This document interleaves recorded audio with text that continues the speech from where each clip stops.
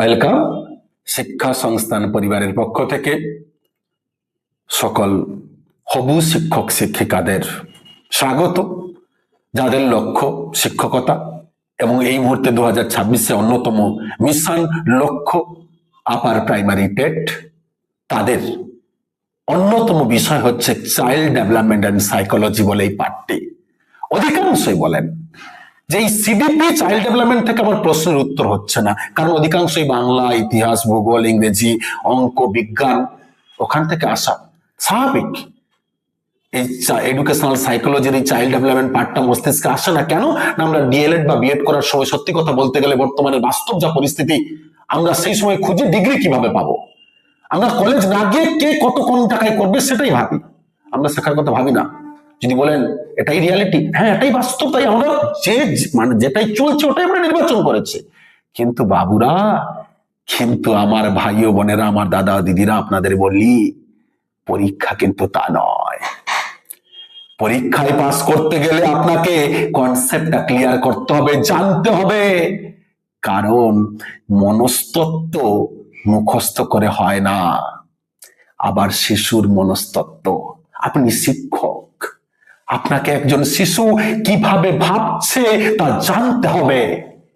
একজন শিশু কিভাবে চিন্তা করছে সেটা আপনাকে উপলব্ধি করতে হবে। তাই তো সিডিপি নামক সিলেবাসে লেজুর বলো যা কিছু মিলেমিশে কোশ্চেন দেয়।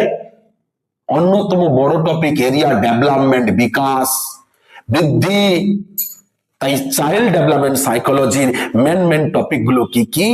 নাম্বার 1 আলোচনা করি বৃদ্ধি, গ্রোথ। নাম্বার 2 ডেভেলপমেন্ট, বিকাশ। এই বৃদ্ধি এবং বিকাশ এখান থেকে সব থেকে বেশি কোশ্চেন দেয়। সিডিপিতে যদি কোশ্চেন, মেন সিডিপি, প্যাডাগজিক্যাল পার্ট বলছি না, মেন সিডিপিতে কোশ্চেন 15 থেকে 20টা থাকে। আর প্যাডাগজির সাথে লিঙ্ক আপ করলে তো প্রায় 70 থেকে 75, কারণ প্যাডাগজির উৎপত্তি সিডিপি থেকে। তাই সিডিপি কনসেপ্ট ক্লিয়ার না হলে প্যাডাগজি ক্লিয়ার হবে না। এর আগের ভিডিওতে আমরা প্যাডাগজি নিয়ে অবশ্যই আলোচনা করেছি। তাই এই বৃদ্ধি ও বিকাশের মধ্যে বিকাশ আগে আপনাকে বুঝতে হবে পড়ার সময়, যে বিকাশ কি শুধু পড়লে হয় না, যেটা অধিকাংশ শিক্ষার্থী করে, যে বিকাশ কি, বিকাশের বৈশিষ্ট্য, ডেভেলপমেন্ট কাকে বলে, তার নীতিগুলো মুখস্থ করে গেলাম, ডেভেলপমেন্টের টাইপস গুলো, কগনিটিভ ডেভেলপমেন্ট, প্রজ্ঞাগত বিকাশ, নৈতিক বিকাশ ইত্যাদি যতগুলো মূল রয়েছে এবং তাদের স্টেজ গুলো। না, শুধু ওগুলো করলে কোশ্চেন নয়, তাহলে আপনি সিডিপি হয়তো কিছু পারবেন, প্যাডাগজি পারবেন না। আপনাকে জানতে হবে, আপনাকে স্টাডি করতে হবে, আপনাকে নিজের জীবনের সাথে রিলেট করে বুঝতে হবে যে নৈতিক বিকাশ কাকে বলে। কহেলবার্গ তার নৈতিক বিকাশের তত্ত্ব কি দিয়েছেন, উপাদান কি দিয়েছেন, ঠিক আছে, কিন্তু নৈতিক বিকাশ একজন শিক্ষক তিনি শ্রেণীকক্ষে কিভাবে তৈরি করবেন, মানে ক্লাসরুমে শ্রেণীকক্ষে শিক্ষকের ভূমিকা নৈতিক বিকাশে কি থাকবে, শিক্ষা প্রতিষ্ঠানের কি ভূমিকা থাকবে, সোসাইটির কি ভূমিকা থাকবে, পিতামাতার কি ভূমিকা থাকবে। ঠিক একইভাবে নৈতিক বিকাশ শুধু নয়, উদাহরণস্বরূপ বললাম যতগুলো ডেভেলপমেন্ট টাইপস রয়েছে প্রত্যেকটা, নৈতিক বিকাশ, প্রজ্ঞাগত বিকাশ, সাইকোসোশ্যাল ডেভেলপমেন্ট অর্থাৎ এরিকসনের থিওরি, আপনার already motor development, physical development, emotional development, humanity development, values development, যত বিকাশ আছে প্রত্যেকটার এই পার্টগুলো জানবেন। কাকে বলে, বৈশিষ্ট্য, নীতি, তার তাৎপর্য, তার কার্যকারিতা, তার সুবিধা, তার অসুবিধা এবং তার প্রত্যেক থিওরির প্রত্যেক স্টেজ এবং স্টেজ অফ ডেভেলপমেন্ট অর্থাৎ ইনফ্যান্সি, চাইল্ডহুড আর অ্যাডোলেসেন্স, অ্যাডাল্টহুড, তার সাথে সাথে প্রত্যেকের কি করতে হবে না এডুকেশনে কি রোল, এইটা সব থেকে ভাইটাল। এটা কোনো বইতে পাবেন না, খুব কম, অধিকাংশ ক্ষেত্রে। তাই এটা আপনাকে বুঝতে হবে, এটা মুখস্থ করে হয় না। ঠিক কিভাবে ডেভেলপমেন্ট, তাই বললাম কি ডেভেলপমেন্টের মেন থিমের উপর ডিপেন্ড করে, pedagogy and CDP link up করে এভারেজ কোশ্চেন 15টা থাকে। আপনারা দেখে নেবেন আপকামিং এক্সামে বা প্রিভিয়াস বিভিন্ন এক্সামে লিংক আপ করে, বলছি বারবার বলছি, ডাইরেক্ট সিডিপি থেকে নয়, লিংক আপ প্যাডাগজি বিভিন্ন সাবজেক্টের এরিয়া মিলিয়ে। নাম্বার 2 সব থেকে সিডিপির আরেকটি ভাইটাল এরিয়া, তার নাম হচ্ছে লার্নিং, শিখন। কি করে সকলে, অধিকাংশ আমাদের মাঝে মধ্যে খারাপ লাগে শিক্ষক হিসাবে যে এইভাবে ঠিক নয়, যে পড়ে যান, এবার পড়ে যাও, স্কিনার আসবে, থর্নডাইক আসবে, প্যাভলভ আসবে, আরে বাবু, ওইভাবে পড়লে যদি হয়ে যেত তাহলে তো প্রত্যেকে সফল পেত। সফল হয় না কেন? না, আগে বুঝতে হবে কোন এরিয়া। এটাই একজনের স্ট্র্যাটেজি।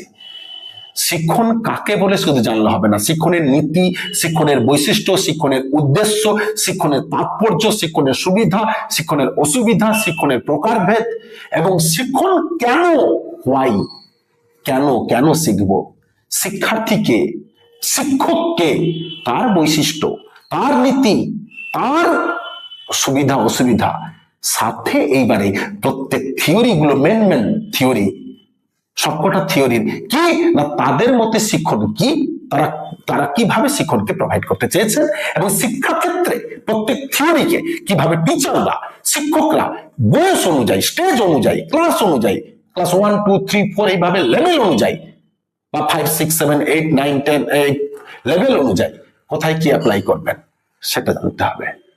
বুদ্ধির ক্ষেত্রে কিভাবে বুদ্ধির বিকাশ করবেন, মোটিভেশন, অর্থাৎ সিডিপিতে মেন মেন টপিক বৃদ্ধি বিকাশ 1, নাম্বার 2 শিক্ষণ, নাম্বার 3 মোটিভেশন প্রেরণা, নাম্বার 4 ক্রিয়েটিভিটি, নাম্বার 5 ইন্টেলিজেন্স বুদ্ধি, নাম্বার 6 পার্সোনালিটি ব্যক্তিত্ব, নাম্বার 7 ইনক্লুসিভ এডুকেশন তথা স্পেশাল এডুকেশন, ডিসেবিলিটি এডুকেশন, এবং জাতীয় শিক্ষানীতি।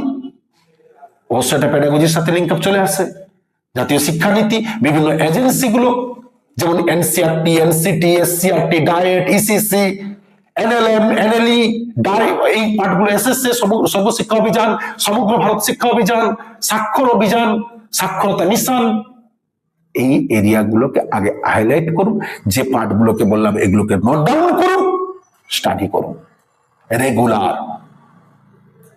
এর পরের ভিডিওতে আমরা আরো এই বিষয়গুলো নিয়ে এগিয়ে আসবো। কোন রকম কোনো সমস্যা হলে শিক্ষা সংস্থান আপনাদের পাশে সর্বদা আছে।